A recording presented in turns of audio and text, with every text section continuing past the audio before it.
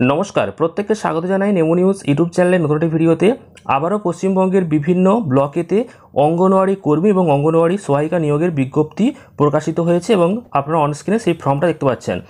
কিভাবে নিজের মোবাইলে একদম বিনামূল্যে ফর্মটি ফিল আপ করবেন সেটা কিন্তু স্টেপ বাই স্টেপ দেখাবো। তো অবশ্যই ভিডিওটি শেষ পর্যন্ত দেখলেই বুঝতে পারবেন যে কিভাবে আপনি ফর্মটিকে ফিল আপ করবেন এবং সঠিক পদ্ধতিতে আপনি যদি ফিল আপ না করেন তাহলে কিন্তু ফর্ম বাতিল হয়ে যেতে পারে।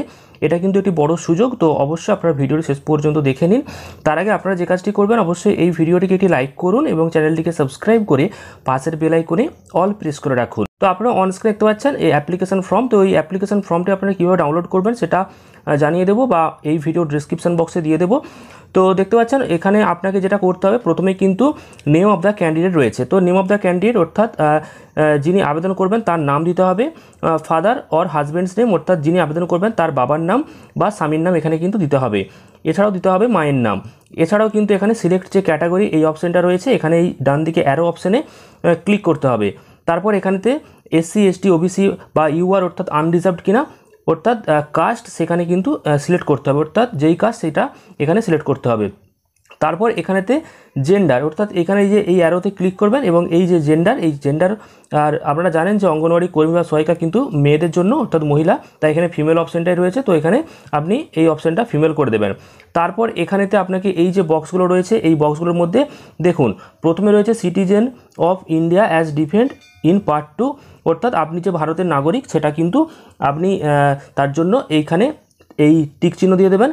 তারপর আপনি যদি কোনো রকম ডিসএবিলিটি অর্থাৎ আপনি যদি প্রতিবন্ধী হয়ে থাকেন তাহলে আপনি টিক চিহ্ন দেবেন, না হলে দেওয়ার দরকার নেই।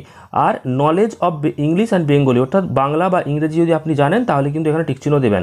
এরপর আপনাকে যেটা করতে হবে আপনার যে ডেট অফ বার্থ সেই ডেট অফ বার্থটা কিন্তু এখানেতে দিতে হবে এবং DDMMYY মানে প্রথমে ডেট অফ বার্থের যে দিন সেই দিনটা, তারপর মাসটা, তারপর বছরটা এই স্ল্যাশ দিয়ে কিন্তু আপনাকে লিখে দিতে হবে। এখানে ক্যালেন্ডারের ছবি রয়েছে সেই ক্যালেন্ডারে এখানেতে আপনি কিন্তু সিলেক্ট করতে পারবেন। এদিকে এগিয়ে চলে যাবে 2022-23 করে অর্থাৎ বছরটা, তারপর আপনি মাস সিলেক্ট করবেন, তারপরে এখানে আপনার যে বয়স সেটা কিন্তু দিয়ে দেবেন। তারপর আপনাকে যেটা করতে হবে সেটা হচ্ছে অটোমেটিক এখানেতে আপনার যে বয়স সেটা কিন্তু চলে আসবে, বা যদি না আসে তাহলে 1/1/2024 হিসাবে আপনার কত বয়স হচ্ছে সেটা কিন্তু হিসাব করে এখানে দিয়ে দেবেন। তারপর এখানে দিতে হবে মোবাইল নাম্বার, ইমেল আইডি থাকলে দেবেন, নইলে কিন্তু দেওয়ার দরকার নেই। আর এখানে দেবেন আধার নাম্বার অর্থাৎ আধার নাম্বার যেটা রয়েছে সেটা আপনাকে এখানে লিখে দিতে হবে। তারপর আপনার যে অ্যাড্রেস সেই অ্যাড্রেস আপনাকে লিখতে হবে অর্থাৎ আপনার ভিলেজ টাউন এটা আপনি দিলেন, আপনার যে ব্লক আপনি কোন ব্লকের অধীনে সেটা লিখতে হবে, আপনার পোস্ট অফিস এখানে লিখে দিতে হবে, পুলিশ স্টেশন এই বক্সে লিখবেন, তারপর ডিস্ট্রিক্ট অর্থাৎ কোন জেলা এবং এখানে হচ্ছে স্টেট অর্থাৎ আপনার রাজ্য এবং আপনার যে পিনকোড সেই পিনকোড আপনি এখানে লিখবেন। এবং এখানে কিন্তু প্রেজেন্ট অ্যাড্রেস হয়ে গেল। এরপর রয়েছে পার্মানেন্ট অ্যাড্রেস অর্থাৎ আপনার যে বর্তমান যেখানে থাকেন এবং আপনার যে পার্মানেন্ট অ্যাড্রেস সেটা যদি এক হয় তাহলে আপনাকে আর নিচের ঘরটা ফিল আপ করতে হবে না, জাস্ট এই যে বক্স রয়েছে এই বক্সে আপনি টিক চিহ্ন দিয়ে দেবেন তাহলে কিন্তু হবে। আর যদি আপনার আলাদা আলাদা হয় তাহলে আপনি আলাদা আলাদা করে করবেন। তারপর এডুকেশনাল যে কোয়ালিফিকেশান আপনাকে কিন্তু দিতে হবে।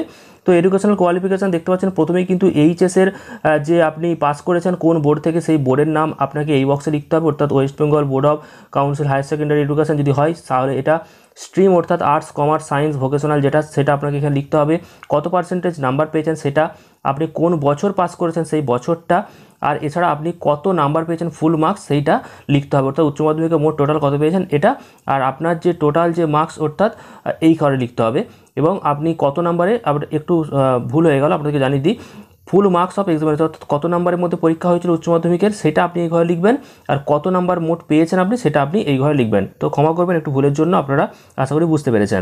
এরপর গ্র্যাজুয়েশন অর্থাৎ আপনি যদি গ্র্যাজুয়েট পাস হয়ে থাকেন তাহলে আপনাকে এই যে বক্সে একই রকমভাবে কিন্তু লিখতে হবে অর্থাৎ কোন বোর্ড বা কোন ইউনিভার্সিটির আন্ডারে আপনি পাস করেছেন সেটা এই ঘরে লিখবেন। আপনার বিএ অনার্স ছিল না পাস ছিল, বা আপনার বিএ বিকম বিএসসি কোন স্ট্রিম ছিল সেটা আপনি লিখবেন, কত পার্সেন্টেজ নাম্বার পেয়েছেন সেটা এই বক্সে লিখবেন, কোন বছর পাস করেছেন লিখবেন, টোটাল কত নম্বরে পরীক্ষা হয়েছিল এই বক্সে এবং তার মধ্যে আপনি কত পেয়েছেন এই বক্সে।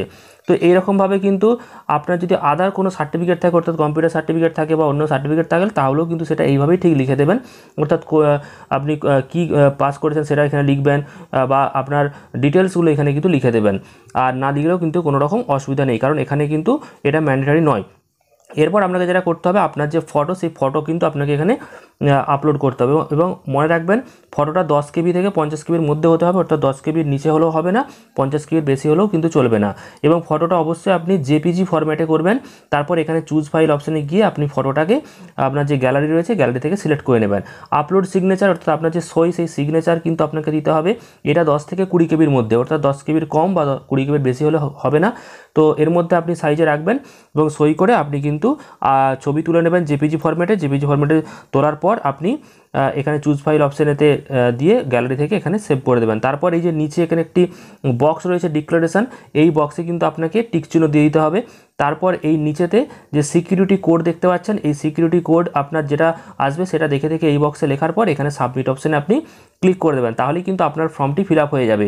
এবার জানাবো এটা কিন্তু সমস্ত ব্লকে বা সমস্ত জেলাতে আপনি আবেদন করতে পারবেন না। এটা কিন্তু আপনাদেরকে দেখিয়ে দিই যে প্রথমেই এটা কিন্তু কোচবিহার যে জেলা, সেই কোচবিহার জেলাতেই কিন্তু এটা প্রকাশিত হয়েছে এবং কোচবিহার জেলার আন্ডারে অনেকগুলি ব্লক রয়েছে, সেই ব্লকেরই কিন্তু আপনি আবেদন করতে পারবেন। তো এখানে দেখতে পাচ্ছেন কোচবিহার জেলাতে যে এতগুলো ব্লক রয়েছে সেই এতগুলো ব্লকে কিন্তু আপনি আবেদন করতে পারবেন। তো পরবর্তীকালে এখন যখন অন্যান্য জেলার হয়ে এটা প্রকাশিত হবে তখন অবশ্যই আপনাদেরকে জানাবো। তো চ্যানেলটিকে আপনারা সাবস্ক্রাইব করে রাখলে সমস্ত গুরুত্বপূর্ণ তথ্য জানতে পারবেন। আপনার আবেদনপত্রটি সাবমিট হয়ে যাওয়ার পর কিভাবে আপনি প্রিন্ট করবেন, তো সেই প্রিন্টের জন্য কিন্তু এখানে একটি অপশন রয়েছে, দেখতে পাচ্ছেন এই ফর্মেরই আগে একটি অপশন রয়েছে। তো সবটাই আমি আপনাদেরকে লিঙ্কটা দিয়ে দেবো, বুঝতে পারবেন। তো print application form after submission of duly field, তো এই অপশানে আপনাকে কিন্তু ক্লিক করে নিতে হবে। তারপর এখানে দেখবেন আপনি যখন সাবমিট করবেন, সাবমিট করার পর আপনাকে একটা রেজিস্ট্রেশন নাম্বার কিন্তু আপনার মোবাইলে মেসেজে চলে আসবে। তো সেই নাম্বারটা আপনি এখানে দিবেন এবং আপনার যে ডেট অফ বার্থ সেই ডেট অফ বার্থটা লেখার পর সাবমিট অপশানে ক্লিক করলেই কিন্তু অ্যাপ্লিকেশন যে ফর্মটা রয়েছে সেই ফর্মটা চলে আসবে পিডিএফটা, এবার সেটা আপনি প্রিন্ট আউট করে আপনার কাছে রেখে দেবেন। তো আশা করি বুঝতে পেরেছেন। ভালো লাগলে অবশ্যই ভিডিওটি প্রচুর পরিমাণ শেয়ার করবেন আর লাইক করতে ভুলবেন না। চ্যানেলটিকে সাবস্ক্রাইব করে পাশের বেল আইকনে অল প্রেস করে রাখবেন। ধন্যবাদ।